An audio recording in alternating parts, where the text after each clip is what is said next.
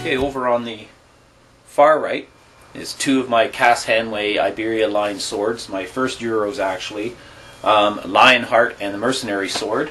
Nothing special, but over here, cast handway again, my Claymore, which my online video for it has become kind of popular. At the top here is the Dynasty Forge B-Class Kokat. They don't make that particular one anymore. It's a real brute of a sword.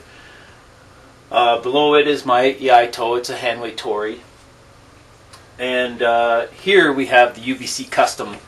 It's a katana that we all kind of pitched in. A bunch of us bought a group buy of them, and we picked our colors. We picked all the options ourselves.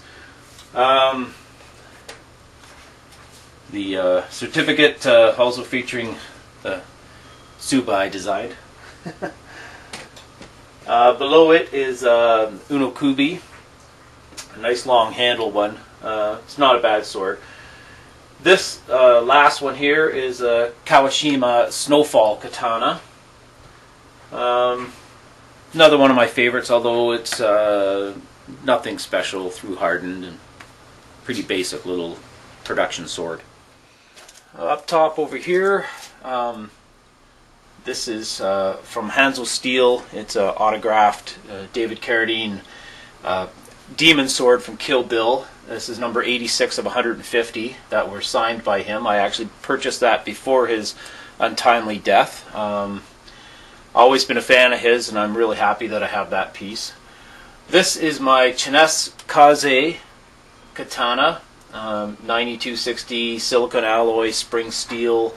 I refinished the saya and a few other little details that I changed on it to customize it a little bit myself. This here is a 1910 Turkish police sword. My brother actually found that for me at a yard sale once. Over here we have a handway practical tanto. This sword in the middle is actually my James Raw Wakizashi. Was ordered a couple of years ago, and I furnished it myself with pieces I found on eBay. I have a little write-up on our UBC forums regarding that. This little Wakizashi is a folded steel that I found on eBay. I was actually just going to use it for the furniture for this sword, but I liked the blade so much I decided just to keep it as it was. This little gun rack here has my Boken. I made a leather Tsuba for it.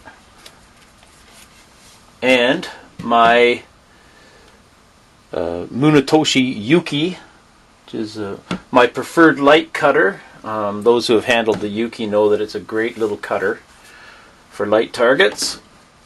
This here is one of those faux vintage katanas. It is folded steel, but it's just a cheapie, and I don't use it for anything. This I'll take down to show you is one of those titanium coated blades. Both my sons want this one, by the way.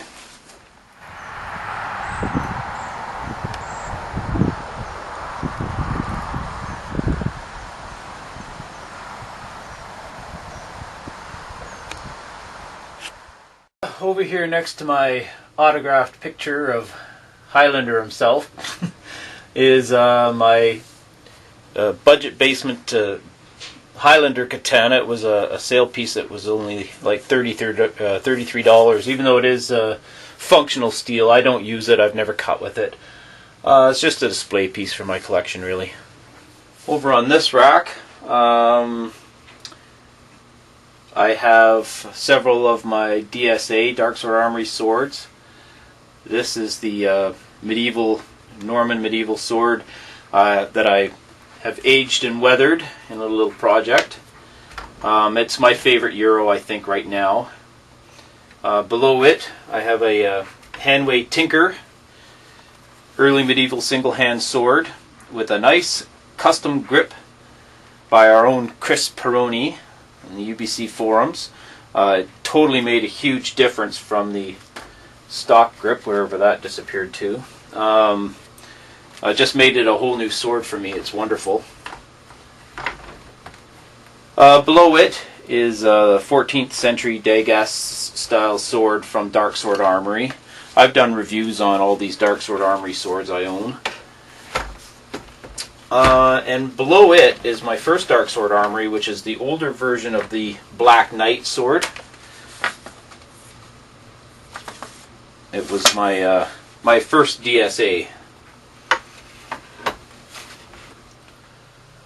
Okay, up top here I have my Oren Ishii Shirasaya. That one came from Hanzo Steel. Functional Oren Ishii from Kill Bill. I have a review of that on my YouTube page. Below it is an older katana that I think I bought from Handmade Sword. I'm not really sure. I can't remember the details of it. It was a beater cutter for me for quite a while, and then I dulled the blade down so it could be used as an iaito for training with my son. And down here is what I call my Canadiana Katana.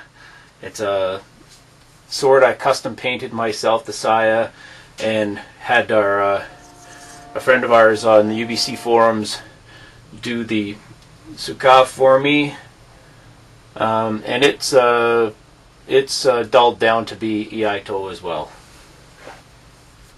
On the top of the big rack here is a Hanway William Marshall sword. I did a little custom work on that to make it handle a little better. Below it is the Dark Sword Armory Ranger sword. Below it, this is an early Hanway Highlander Kurgan sword. It was, I think, the only version of the Kurgan sword ever made that has a real steel rather than stainless steel blade. It's actually functional. I haven't used it for anything. It's just a display for me as a big fan of the movie. And below it is the Dark Sword Armory Black Death sword. I also have reviews of that sword online. And finally, my pride and joy, Fable Blades Glamdring. One of the early versions that Brendan did of this sword from the books and movies. Guarded, of course, by a few members of the Fellowship.